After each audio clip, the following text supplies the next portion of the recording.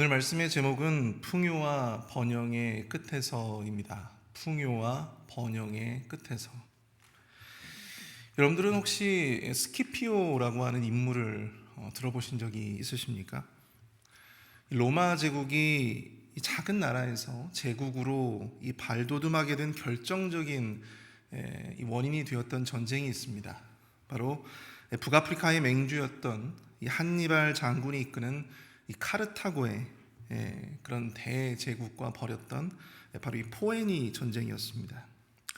이 무려 500년이라고 하는 긴 세월 동안 이 로마와 이 카르타고 제국은 냉전 상태에 있었고, 특별히 한니발 장군의 이 코끼리 부대에 의해서 한때는 이 로마 제국 전체가 큰 위험에 빠지기도 했었죠. 그러나 로마에는 스키피오 아프리카누스라고 하는 이 유명한 장군이 있었습니다. 그는 천신만고 끝에 카르타고를 정복하였습니다. 그리고 그 카르타고를 불태웠죠. 불타는 이 카르타고를 바라보면서 속이 후련할 법도 했지만 그는 오히려 눈물을 흘렸다고 합니다. 왜 그랬을까요? 풍요와 번영의 제국을 얻게 되었지만 그 풍요와 번영의 끝에서 다시금 이 쾌락과 이 타락으로 인해서 언제라도 무너질지 모르는 자신의 조국, 이 로마 제국을 생각하니 눈물이 났다고 합니다. 풍요와 번영은 이처럼 우리가 모두 추구하고자 하는 삶의 가치이지만 그 풍요와 번영 속에서 오히려 이 타락을 경험하고 오히려 그것이 원인이 되어 큰 실패와 또 큰 어려움에 빠지는 일들이 우리 삶 가운데는 너무나도 많이 있다고 하는 사실이죠. 오늘 본문에 등장하는 북이스라엘도 그러했다고 하는 사실입니다. 호세아 선지자가 활동하던 당시 그 초기만 하더라도 북이스라엘은 풍요와 번영의 시기였습니다. 여로보암 2세 치하의 북이스라엘은 최고의 전성기를 맞이하게 됩니다. 그의 영토는 성경에 따르면 하맛 어귀에서부터 아라바 바다에까지 이르렀고 백성들도 굉장히 경제적으로 윤택한 그런 풍요로운 삶을 살았다고 합니다. 그런데 문제는 그 풍요와 번영 속에서 오히려 북이스라엘은 영적으로는 굉장히 심각한 타락을 경험했다라고 하는 사실이죠. 영적인 행음을 버리고 거리낌 없이 우상 숭배를 자행했고, 또 같은 이스라엘 이웃들에게 불의를 자행하는 그러한 백성들의 모습들이, 비윤리적인 모습들이 곳곳에서 드러났다라고 하는 사실입니다. 결국 그 죄악들로 인해서 하나님은 북이스라엘의 멸망을 선포하시면서 회개를 촉구하시게 되는 것이죠. 이처럼 우리 삶에도 이 풍요와 번영이 찾아올수록 북이스라엘의 죄악을 반면교사로 삼아서 우리의 스스로를 성찰하고 또 우리 스스로의 삶을 돌아볼 수 있는 그런 기회가 될 수 있기를 바라봅니다. 그럼 우리 삶의 풍요와 번영의 끝에서 우리가 정말로 놓치지 말아야 할, 우리가 반드시 북이스라엘의 모습을 통해서 반면교사로 삼아야 할 영적인 교훈은 과연 무엇일까요? 첫 번째로, 풍요와 번영의 끝에서 우리는 결단코 두 마음을 품어서는 안 된다라고 하는 사실입니다. 1절을 보시면 이스라엘은 열매 맺는 무성한 포도나무라. 그 열매가 많을수록 재단을 많게 하며 그 땅이 번영할수록 주상을 아름답게 하도다 라고 말씀합니다. 여러분, 성경은 이스라엘을 종종 이 포도나무에 비유하곤 했죠. 시편 80편 8절에도 이스라엘을 하나님께서 이스라엘을 애굽 땅에서 가져다가 가나안 땅에 옮겨 심은 그러한 포도나무로 소개하고 있습니다. 왜 그 많고 많은 나무들 가운데서 이스라엘을 포도나무로 비유할까? 그것은 그만큼 이 포도나무가 비유되어지는 그 포도나무의 이 풍성한, 또한 축복, 이것들을 상징하는 것이죠. 그만큼 당시 이스라엘이 풍요와 큰 번영을 이루고 있었음을 우리가 짐작해 볼 수 있는 것입니다. 앞에서도 소개했지만 호세아 선지자가 활동하던 당시의 북이스라엘은 여로보암 1세가 통치하고 있었고 나라가 개창한 이래 최고의 전성기를 구가했던 시기였습니다. 당시 북이스라엘은 이 남유다를 제외하고 통일 왕국이었던 솔로몬 왕국 시절에 가지고 있었던 거의 모든 영토를 회복했다라고 하는 사실이죠. 그리고 경제적으로도 굉장히 윤택한 삶을 살았습니다. 그러나 그 모든 것이 그들만의 노력으로 된 것일까요? 그렇지 않다라고 하는 사실입니다. 여러분, 포도나무가 혼자서 심겨질 수 있습니까? 농부가 심고 가꾸고 돌보았기 때문에 이 풍성한 열매를 거둘 수가 있었겠죠. 따지고 보면 그들의 그러한 풍요로움과 그들의 번영도 결국은 하나님의 은혜로 말미암는 것이었다라고 하는 사실을 그들은 기억했어야만 했다라고 하는 것입니다. 이사야 51장 1절부터 2절까지의 말씀을 보시면 이런 구절이 있습니다. 나는 내가 사랑하는 자들을 위하여 노래하되 내가 사랑하는 자의 포도원을 노래하리라. 내가 사랑하는 자에게 포도원이 있으며 심히 기름진 사내로다. 땅을 파서 돌을 제하고 극상품 포도나무를 심었도다. 그 중에 망대를 세웠고 또 그 안에 술틀을 팠도다. 좋은 포도 맺기를 바랐더니 들포도를 맺었도다. 하나님은 이스라엘을 향하여 많은 사랑과 또한 많은 은혜를 베풀어 주셨습니다. 그렇지만 배은망덕하게도 이스라엘은 그 풍요와 번영을 우상을 향하여 또 우상을 위하여 사용하였다고 하는 것입니다. 그들의 열매가 많을수록 우상을 위한 제단들에 쓰여지고 또 그들을 위한 우상들을 위한 주상이 더욱더 아름답게 꾸며졌다고 하는 것이죠. 하나님이 베풀어 주신 풍요와 번영에 하나님 앞에 영광을 돌리기보다 오히려 그 헛된 우상 숭배의 열을 올림으로써 오히려 그들의 죄를 더하는 그러한 결과를 초래하고 말았다고 하는 것입니다. 이처럼 우리 삶에 주어진 그 풍요로움이, 그 번영이 오히려 하나님 앞에서 우리의 죄를 쌓는 어떤 올무가 되어줄 수 있다고 하는 것입니다. 2절을 보시면 그들이 두 마음을 품었으니 이제 벌을 받을 것이라. 하나님이 그 제단을 쳐서 깨뜨리시되 그 우상을 허시리라. 바로 우리가 두 마음을 품었을 때, 우리의 삶에 풍요가 찾아오고 우리 삶의 번영이 찾아올 때 사람들은 쉽게 그 마음이 나뉘어져서 하나님만 향하지 못하고 하나님께만 감사하지 못하고 하나님께만 영광 드리지 못하고 우리의 마음이 나뉘어져 두 마음이 될 때가 많다라고 하는 것입니다. 화장실 들어갈 때가 다르고 나올 때가 다르다고 하나님의 은혜로 축복을 누리게 되었지만 또한 오직 하나님을 향하여 감사해야 했지만 오히려 자신 스스로가 그 축복의 근원이 되는 경우들도 있다고 하는 사실입니다. 그래서 자기 스스로를 드높이는, 자기 스스로의 열심과 또한 자기 스스로의 어떤 능력을 치하하는, 스스로 그것을 치하하는 그런 모습들도 우리의 삶에서 나타나곤 한다고 하는 것입니다. 내가 열심히 해서 된 거지, 내가 잘해서 된 거지, 내가 누구보다도 노력해서 된 거지 라고 생각하면서 스스로를 높이기에 바쁘다라고 하는 것이죠. 바로 이것이 마음이 나뉘어지는 것입니다. 두 마음이 되는 것이다라고 하는 거죠. 또한 주어진 풍요와 번영의 산물들이 오히려 또 다른 우상이 되기도 합니다. 우리의 삶을 위해서, 우리의 가족을 위해서 열심히 일하고 또 열심히 돈을 벌고 또 그것이 우리의 삶의 번영과 풍요를 가져다 주었지만 하나님의 은혜로 말미암아 우리의 삶이 더욱더 풍요로워지고 번영하게 되었지만 내가 벌었던 그 돈이, 그 물질이, 그 목표가 오히려 나의 또 다른 우상이 되어서 하나님과 그 목표 사이에서, 그 물질 사이에서 저울질하는 그런 모습들이 우리 안에는 없는지 우리가 그것을 면밀히 성찰해야 할 것이다 라고 하는 것입니다. 돈 때문에 신앙을 타협하고 돈 때문에 이웃을 배신하고 돈 때문에 지체들을 상처 주는, 등쳐먹는 그런 일들이 왜 생겨납니까? 바로 우리의 마음이 두 마음이 되었기 때문이에요.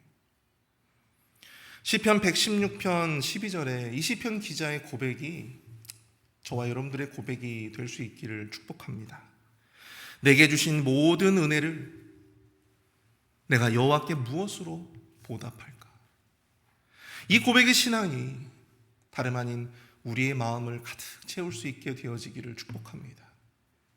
한 해를 돌아보고 또 한 해 동안 베풀어 주신 하나님의 은혜에 감사하는 이때에 우리 안에 하나님 덕분에 이 큰 은덕을 입었습니다.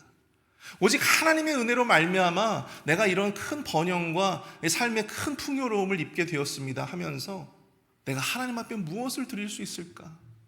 내가 하나님 앞에 무슨 일을 할 수 있을까? 그런 행복한 고민을 하시는 저와 여러분들이 되실 수 있기를 축복합니다. 그 고백의 신앙 가운데 하나님께서 우리의 그 풍요와 그 번영을 더욱더 굳건하게 해주시고 그것이 공든탑이 되지 않고 또 그것이 오래 지속될 수 있도록 하나님께서 우리에게 더 큰 은혜로 함께 해주실 줄 믿습니다. 우리가 두 번째로 이 풍요와 번영의 끝에서 생각해 봐야 할 것, 우리는 우리 자신을 위해서 공의를 심고 인애를 거두어야 한다라고 하는 것입니다. 풍요와 번영의 끝에서 우리는 우리 자신을 위해서 공의를 심고 인애를 거두어야 한다. 9절과 10절을 볼까요? 이스라엘아, 내가 기브아 시대로부터 범죄하더니 지금까지 죄를 짓는구나. 그러니 범죄한 자손들에 대한 전쟁이 어찌 기브아에서 일어나지 않겠느냐. 내가 원하는 때에 그들을 징계하리니 그들이 두 가지 죄에 걸릴 때에 만민이 모여서 그들을 치리라.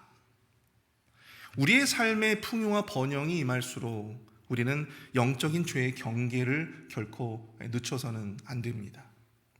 경계가 허술해질수록 우리는 죄에 쉽게 노출되어지고 그 결과 우리가 지금 누리고 있는 그 풍요와 그 번영이 마치 공든탑이 무너지듯 무너질 수 있기 때문이죠. 북이스라엘은 그 풍요와 번영의 때에 기브아 시대, 자신들의 조상이었던 바로 이스라엘의 기브아 시대의 교훈을 기억해야만 했습니다. 여러분, 기브아 시대가 어떤 시대입니까? 바로 이스라엘의 사사 시대이죠. 사사 시대에 에브라임 산지 출신의 한 레위인이 있었습니다. 그는 베들레헴에서 얻은 첩과 함께 에브라임 산지, 자신의 고향으로 돌아가고 있었습니다. 그런데 베냐민 땅 기브아의 한 노인의 집에 잠시 머물게 되었는데 그 기브아의 동네 사람들 가운데 이 깡패와 같은 자들이 나타나서 이 레위인의 첩을 윤간하기 시작합니다. 밤새 이 여인을 윤간했다고 해요. 결국 그 여인은 그로 말미암아 죽게 되죠. 이에 격분한 레위인은 그 첩의 시신을 12조각으로 토막을 내서 각 지파로, 이스라엘의 각 지파로 보내게 됩니다. 베냐민 지파를 응징하자라고 하는 것이죠. 그 일로 인해서 베냐민 지파는요 거의 멸절하다시피 되었다. 사사기 19장을 보시면 거의 600명 정도만이 목숨을 건졌다라고 합니다. 하나님의 백성에게서, 하나님의 백성이 이스라엘에서 도무지 일어나서는 안 될 일들이 일어났어요. 기브아 시대는 바로 이러한 실로 말도 안 되는 그런 이 폐괴한 그런 죄악이 판을 치던 아주 극심한 타락의 시대였습니다. 그러한 시대에 하나님이 내리신 그 혹독한 징계와 심판을 바라보며 북이스라엘은 스스로를 돌아보고 역사의 교훈을 삼았어야만 했다라고 하는 것이죠. 그럼에도 불구하고 그들은 역사를 통해서 그 어떠한 교훈도 얻지 못했다라고 하는 사실입니다. 그리고 그들은 자기 조상들의 죄를, 그 참담한 죄를 끊임없이 반복하고 있었다라고 하는 것이죠. 이제 그들에게 남은 것은 무엇입니까? 자기 조상들이 당한 것처럼 하나님의 징계로 말미암아 만민이 모여 그들을 치게 될 것이다. 하나님이 예언하셨어요. 12절을 볼까요? 너희가 자기를 위하여 공의를 심고 인애를 거두라. 너희 묵은 땅을 기경하라. 지금이 곧 여호와를 찾을 때니 마침내 여호와께서 오사 공의를 비처럼 너희에게 내리시리라. 하나님께서는 이스라엘에게 이러한 심판을 예언하시면서도 그들을 향해서 살 길을 열어두십니다. 경제적으로는 풍요와 번영을 누리고 있지만 영적으로는 타락한 이 이스라엘의 모습 속에서 하나님은 이스라엘 향해서 이렇게 말씀하세요. 바로 그들 자신을 위해서 공의를 심고 인애를 거두라. 공의를 심고 인애를 거두라고 하세요. 그럼 여러분들 어떻게 공의를 심을 수가 있습니까? 공의가 무슨 콩도 아니고 팥도 아니고 어떻게 그것을 심을 수가 있을까요? 하나님을 말씀하세요. 지금이 곧 여호와를 찾을 때니. 지금이 곧 여호와를 찾을 때니. 그들이 여호와 하나님을 찾을 때 하나님이 오셔서, 친히 오셔서 하나님이 그들에게 공의를 비처럼 내리게 하시겠다, 그렇게 말씀하시고 있다는 것이요. 우리가 공의를 심는다라고 하는 것은 우리가 어떤 착한 일을 많이 하는 것이 아닙니다. 우리가 어떤 의로운 일들을 많이 행하는 것이 아니다라고 하는 거죠. 여러분, 로마서에서도 우리가 보았지만, 여러분, 우리의 인간에게는요, 하나님 보시기에 그 하나님의 의를 온전히 행할 수 있는 능력이 우리에게는 없어요. 전적으로 부패했고 전적으로 타락했기 때문에 우리에게는 하나님의 기준에서 온전한 의를 행할 수 있는 능력이 없다라고 하는 것입니다. 그러므로 우리는 하나님의 은혜에 기대해야 하는 존재이다. 그러므로 여러분, 하나님께서는 이렇게 말씀하십니다. 여호와 하나님을 찾으라. 여호와 하나님을 찾을 때이다. 하나님을 찾고 하나님을 향해서 부르짖어 기도해야 합니다. 하나님의 도움을 구해야 합니다. 하나님의 은혜를 찾아야 합니다. 그럴 때 우리 하나님께서 친히 임재하시어 우리의 삶 가운데 공의를 부어주시고 우리로 말미암아 인애의 결실을 거둘 수 있도록 하나님께서 만들어 주시는 것입니다. 여러분, 우리가 하나님을 찾는다라고 하는 것이 이렇게 말처럼 쉬운 것이 아니에요. 평생 기도 한번 해보지 않은 사람이 여러분 5분 기도하는 것도 여러분 쉬운 일이 아닙니다. 여러분, 하나님을 찾기 위해서, 우리가 하나님 앞에 부르짖기 위해서 하나님을 말씀하세요. 너희의 묵은 땅을 기경하라.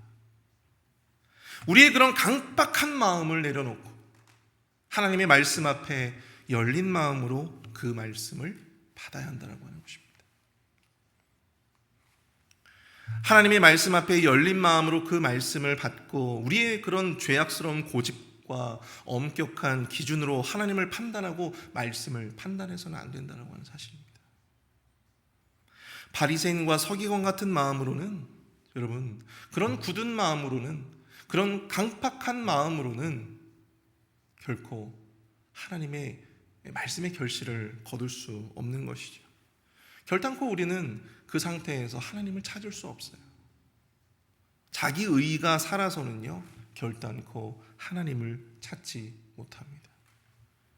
내가 조금이라도 내 스스로 해볼 어떤 그런 능력이 남아있지 않고서는요, 우린 결단코 남에게 도움을 구하지 못합니다. 나 혼자 어떻게 해서든지 이것을 해보려고 하는 거죠. 근데 이제 나는 아무것도 할 수 있는 게 없구나. 이것이 바로 내 능력의 한계이구나. 그것을 아는 순간, 그것을 인정하는 순간 우리는 어떻게 합니까? 도움을 구하게 되는 거예요. 여러분, 하나님의 은혜를 구하는 것도 마찬가지입니다. 내 힘으로는, 내 능력으로는 의를 행할 수도 없고 공의를 심을 수도 없다라고 하는 사실을 인정하는 자만이 하나님을 찾을 수 있어요.